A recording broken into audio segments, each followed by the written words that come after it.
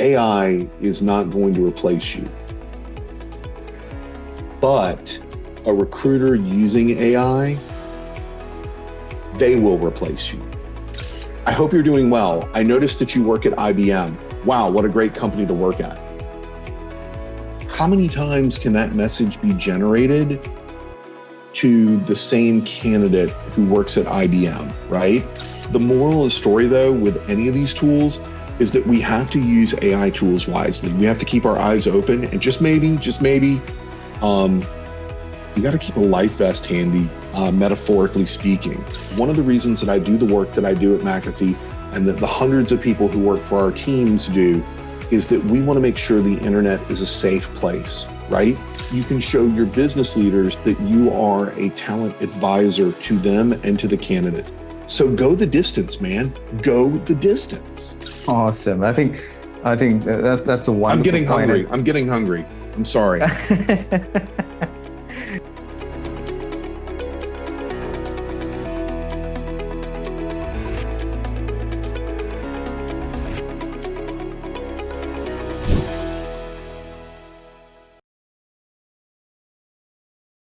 Today, I've got a wonderful topic, very relevant for the day today, the impact of artificial intelligence, especially in the space of recruiting. And with me, I've got a great guest, somebody who has seen tech hiring for almost 2 decades right now. A pleasure to welcome you, Brian. Brian Fink. He has been in technology hiring. He has spent his time in companies including Apple, Amazon, Twitter in the past, and today he's a talent acquisition partner with McAfee Security. A very, very warm welcome to you, Brian. Thank you so much for joining. Arun, I can't think of a better introduction and a better topic for us to talk about today. I'm so excited to talk about AI and the potential that it's going to unleash in hiring. What it's going to do, what it's going to mean for the candidate experience. I'm a big believer in the fact that this is going to make for better horizons for candidates, and to do things that will make sure that they're engaged in the process, reverse the pattern of ghosting that we're seeing, really kind of create a bespoke experience. So Arun, thank you for having me here. I'm really excited to talk to your global community today. My pleasure, Brian. Thanks for joining it.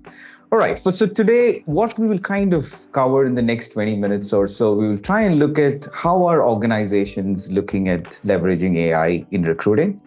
What are some of the trends that we see today, some of the trends that you see going to follow us in the near-term future, some of the challenges that we have seen as you adopt. It's obviously new technology, doesn't come without its flaws, so that's going to be some of those challenges covered. And we'll also look at what has been the impact so far that we've seen in our experience in our day-to-day job, right? So these are 3 or 4 topics we'll try and cover in the next 20 minutes or so. So Brian, let me start by asking a very simple question, right? How do you think softball. In general? Okay, a softball. Okay, go ahead. Yes, yeah, absolutely. So how do you think AI is going to shape hiring in the coming years? Right? Where it started today, how it's going to evolve in your personal opinion? So my personal opinion is we have to evolve as recruiters and talent acquisition professionals because our candidates are evolving, right? Candidates are actively crafting their resumes using AI to make sure that they're speaking specifically to the job description and that they're accentuating their experiences and highlighting those for recruiters. So my question then becomes, how do recruiters engage in this arms race? Because the recruiters that are going to be left behind are the recruiters that don't embrace AI, right? I mean, this is an instance where AI recruitment is not a cure-all tonic. It's not some kind of snake oil promising to cure rheumatoid arthritis or baldness, which you and I don't have baldness, right? This is by leveraging those algorithms in a unique fashion so that we can automate the screening processes, so we can decouple unconscious human bias from the process, so we can really surface the best candidates solely based on their merit. It really reduces things to a meritocracy once again, and as much as I think that it removes some attributes of the hiring process, from the auspices of biases and prejudice that somebody might bring. I also realize that it's predicated on what is put into the system. So I'm not naive on that go front. Right. And Brian, obviously, conversation today is going to be from a practitioner's viewpoint, and that's why we reach out to folks like you who've been doing this for many years, and how does AI come in and augment it? I think two key pieces that you spoke about on this. One is on the process itself and how the audience has changed and how does the process change according to that. And the second was a very sensitive topic around the bias and the prejudice and the way we're used to hiring in the past. I sincerely hope that AI is able to make that differentiation. But let me double click on that process part of it, right? Now, if you take hiring process, especially in technology companies, it's a fairly long drawn process. You're talking to hundreds of candidates, you're taking them through the journey of who we are, trying to understand them more, then kind of go through the assessments, interviews, evaluations. It's a lengthy process. So if I was to double click on that and take your views on some of those areas where you've seen this hiring process itself change in small ways or in big ways, how do you put that in your own views? So I think that what you're asking me is, one, how do we remove the bias? Two, how do we automate it and make things better for the candidate? I think that those are some really important features that you want to put into practice. Immediately, one of the things that jumps to my mind, Arun, is CoderPad. I'm not sure if you or your team is familiar with that, but it's really a coding interview and technical assessment platform that allows me to see in real time what a candidate is doing, how they code, what they're leveraging, if they're leveraging AIs, if they are leveraging a code repository from GitHub. It is something that, like I said, reduces things to meritocracy, right? About the engagement. I am not a coder. I do not purport to be a coder. You do not want me to do a coding exam. However, if I was looking for a candidate who had a specialization in LLMs, like what we're talking about right now, that's new technology. It would take me a steep learning curve to get there. How can I put a candidate through the process in a diligent way that's respectful of the candidate, is commendable about their time and their effort and their dedication, and really is free of bias and looks at their code holistically? That's a solution that really kind of goes deep into that video interviewing, customizing the code editor, having those rigorous conversations, right? So that's part one when I think about that.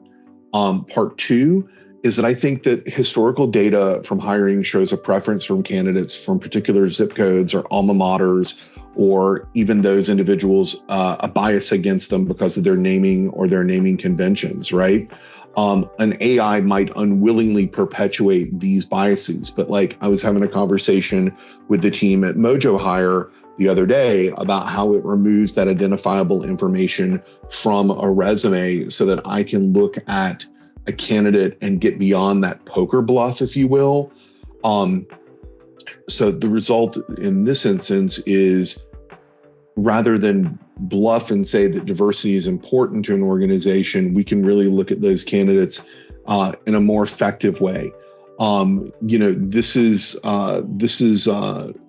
Those are those two features. And again, I don't mean to shout out products or what have you, but when I think about people who are doing innovative things in the technology space around the hiring process, I think of companies like Mojo Hire and companies like CoderPad that handle the grunt work of sifting through the mountains of code that would take a human several days to make a call, right? And you talk about the process being stretched out.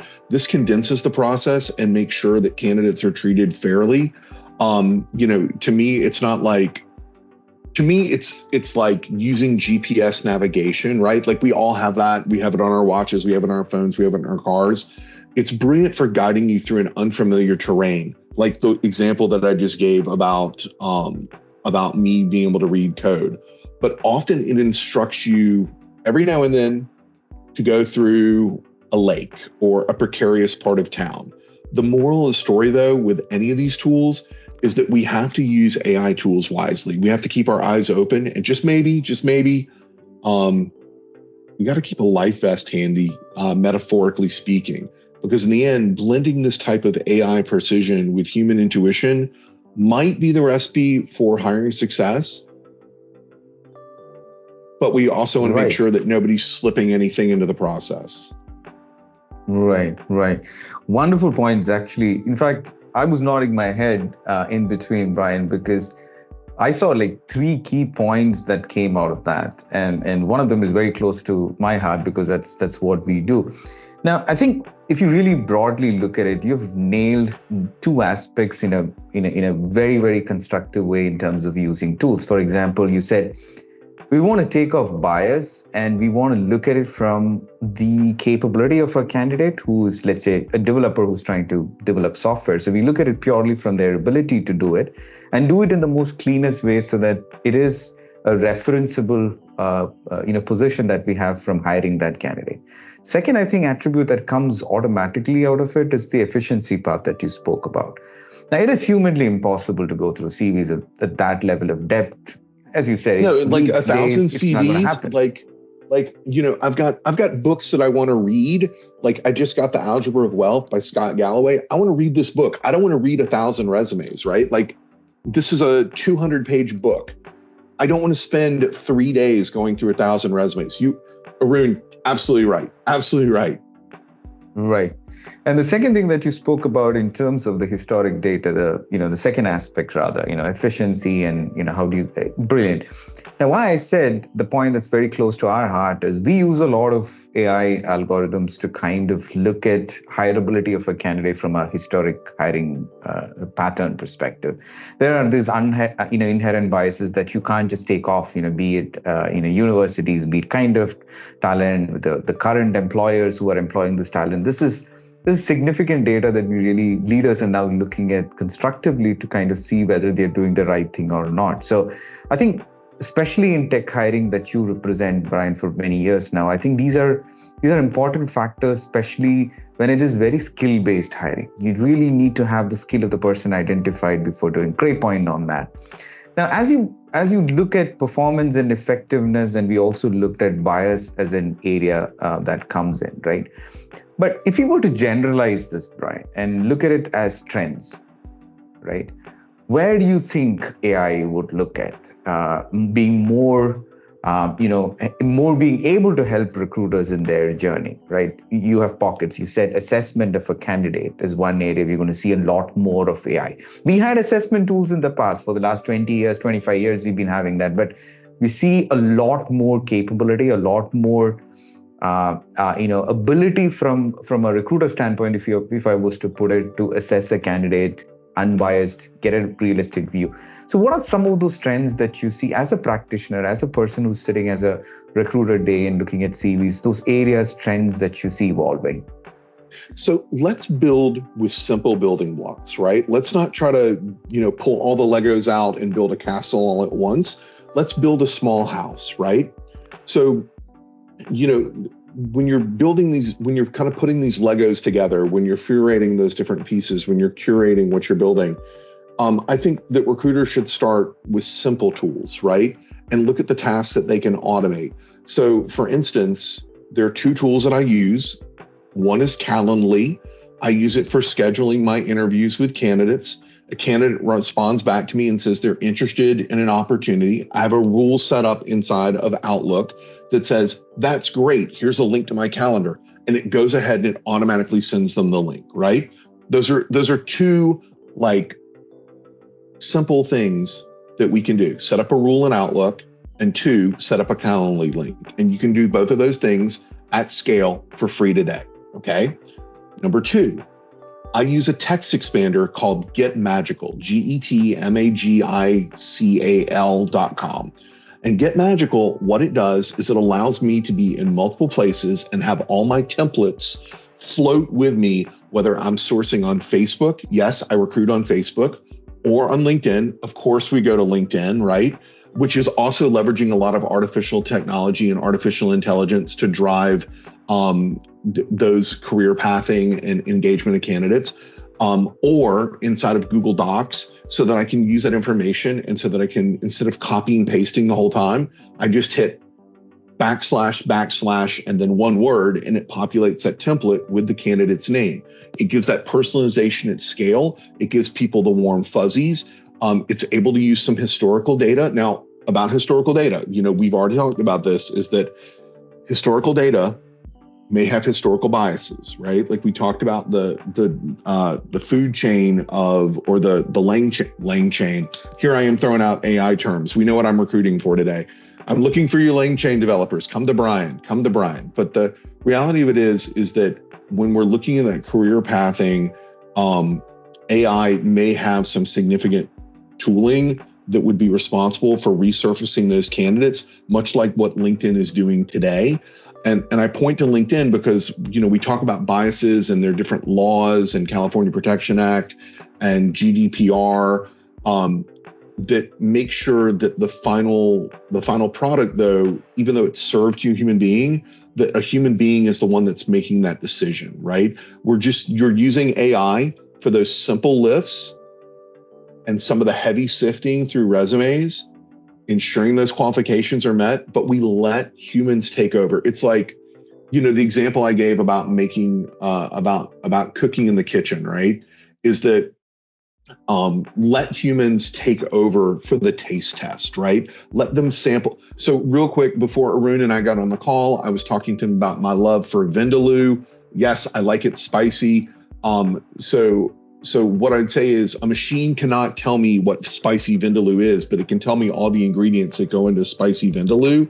This kind of hybrid approach would allow AI to handle the mundane, potentially bias-laden initial sorting process and giving all candidates a fair shot at zeroing in and proving their zest, their zeal, that flavor in person in the interview. Awesome. I think that's a wonderful point. I'm getting hungry. I'm sorry.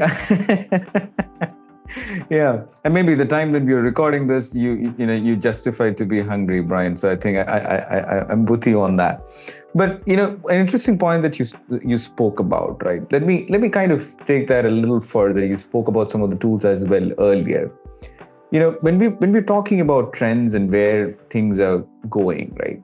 Especially in tech hiring, because we work with a lot of global technology companies, helping them in the candidate experience and the candidate engagement space, where we're kind of leveraging better communication, more personalized communication, better outreach, better campaign management, setting up help desk, a lot of things that we do as a technology company at Hyreo, trying to help enterprises go through these, thousands of CVs in a more effective, controlled fashion. But let me take that to you, Brian, and let me ask you, where do you think the whole talent engagement is going to go from here, with AI and tools like this? So I think at first it's going to be very messy. Okay. I think that there are recruiters who are used to sending a message that says, I hope you're doing well. And we talked about that data. And so you look at that historical data, like if you look at a LinkedIn from an engagement standpoint for its AI messaging, this is not a bash or a hate on LinkedIn. It's learning. We have to train the AI. Is that every message begins with, I hope you're doing well. I noticed that you work at IBM. Wow, what a great company to work at. How many times can that message be generated to the same candidate who works at IBM, right? You're shaking your head. You agree with me, is that we've got to figure out a way to use AI to personalize at scale. Now, what I'm doing from a non-AI standpoint is, I think everybody knows that I'm a big Star Wars fan, right? Like I've got my pictures of Boba Fett hanging on the wall. I've got my dolls on my desk. So long story short, I'm a big Star Wars fan. What I try to do when I message candidates is I try to find other candidates that are Star Wars fans, something that we can connect about. I think that AI and a tool like yours really helps with the messaging to deliver that type of personalization at scale. I talked about giving candidates the warm fuzzies, right? We want to make sure that we are not replacing the human decision-making. We want to make sure that we're replacing a bad candidate experience with something that is bespoke, something that is responsive, something that genuinely matches the right opportunity to the right individual at the right time.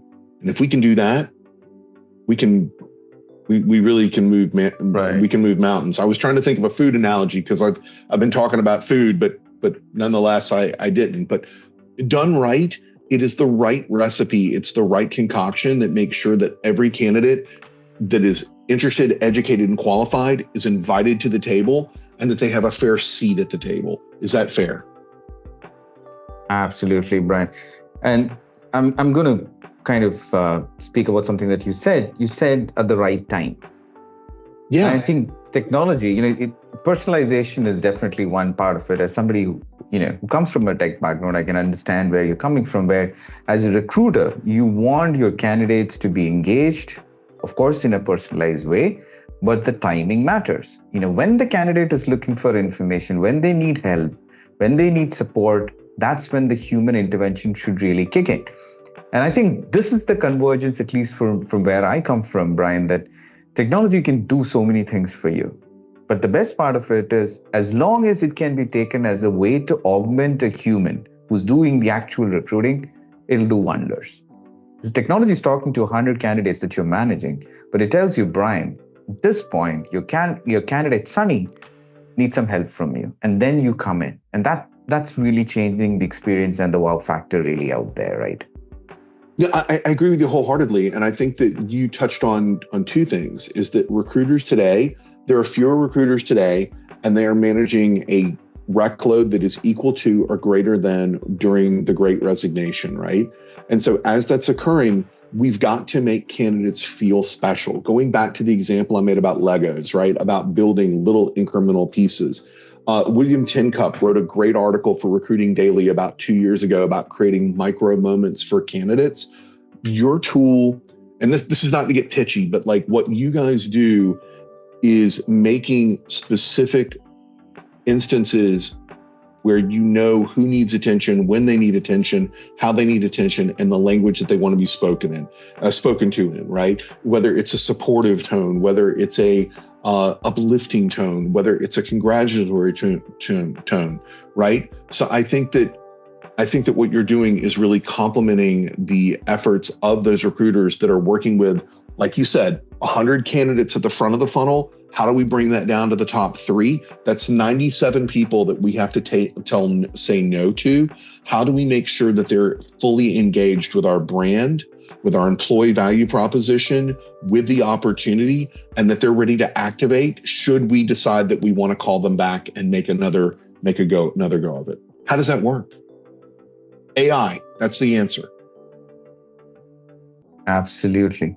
And that's a critical point, especially when you're hiring for highly skilled workforce, because you hardly get to hire 0.5% to 1% of your applicants, let's say 2% at best. What happens to the 98% is where I think the way you manage those 98% of applicants is where the companies differentiate themselves. I think organizations who are really focused on talent branding and how they should be perceived in the market, they ensure that 98%, just like you said, you're saying a no, but there are many, many ways in which that no for today can be a yes for tomorrow, and make sure that they are following you as a brand, and no matter what is the outcome of this interview, let's say, for example. So one thing that I would leave you with, Arun, is that more and more, I operate in the consumer space, right? Every single person that I talk to, I want to make sure that they are interested, educated, and qualified for the role at McAfee. Beyond that, I want to make sure that they're protected. One of the reasons that I do the work that I do at McAfee, and that the hundreds of people who work for our teams do, is that we want to make sure the internet is a safe place, right? We want to keep families and individuals, I get a little choked up sometimes, so I'm sorry, my eyes are watering, but that we want to make sure that families and individuals, wherever they are in the world, that they are protected, right? I would not want a candidate to have a bad experience and for them in turn to say, I'm not going to use McAfee, for them to jeopardize their safety online. So when we talk about creating that real, genuine, crisp, authentic experience, it's really important to me, because I don't want somebody to sacrifice their safety because they were mistreated. That's what I got. Absolutely. All of these candidates are potentially your customers as well. We've spoken about it in so many forums, but there are a lot more that we could do in that perspective. But it was great so far, Brian. We spoke about how to keep the process simple, how to use AI for efficiency, for removing bias, for improving engagement experience. It's been a wonderful conversation so far, Brian. And as they say, every good thing has to kind of have an end. But Come to before an we end. end, Yeah. but before we come to an end, I want to take your message for all those recruiting folks who are out there trying to hire the best talent for their organization. What's your message for them in terms of top 2 or 3 things to consider as they're moving in that journey of embracing AI in recruiting? Okay. That's a big question. All right. So immediately I want to think AI is not going to replace you, but a recruiter using AI, they will replace you. So you need to study up on it. You need to know what the trends are. You need to know where the laws are. You need to make sure that you're having big conversations and that you're reading, and absorbing videos. About that, you might want to check out a guy named Mike Wooford. He's known as the AI recruiter. He's really smart around what he's doing, what he's building in the communities he's educating. I love Mike. Shout out to Mike. Number 2, because you said to leave you with 2 points. We are being tasked to do more with less and at greater efficiency. I would ask you, if you're not curious, tenacious, empathetic, and a little mischievous, how are you going to get ahead in your work and create that balance in your work life? Embrace the AI. There are certain parts of your job that it will replace, right? I mean, who likes going back and forth with a candidate to find out about their interview availability? Not me, right? So embrace the change, lean into the change, get uncomfortable. That's what I would say, Arun. Get uncomfortable for a comfortable future. I something to that effect. Something to that effect, my friend. You don't want to do the recurring stuff again and again. Let AI do it. Make yourself comfortable. Have some mischief. Have some fun, and do some stuff that's really going to change the numbers for you. Well, think about it like this, and I'll leave this as the final thought: is that what you can use AI to do is to free up tasks so you can show your candidates the level of consideration that they deserve, and you can show your business leaders that you are a talent advisor to them and to the candidate. So go the distance, man. Go the distance. Absolutely. It's been wonderful, Brian. I got to be honest. You're one of those folks that we had on our show who were absolutely transparent and got us to that specific pointers that somebody can take back to work tomorrow. Thank you so much, Brian, for joining us today. And I'm hopeful that our audience will get a lot that they can carry back to work from tomorrow. Thank you so much, Brian, and a pleasure talking to you today. Thank you, Arun. Everybody be well.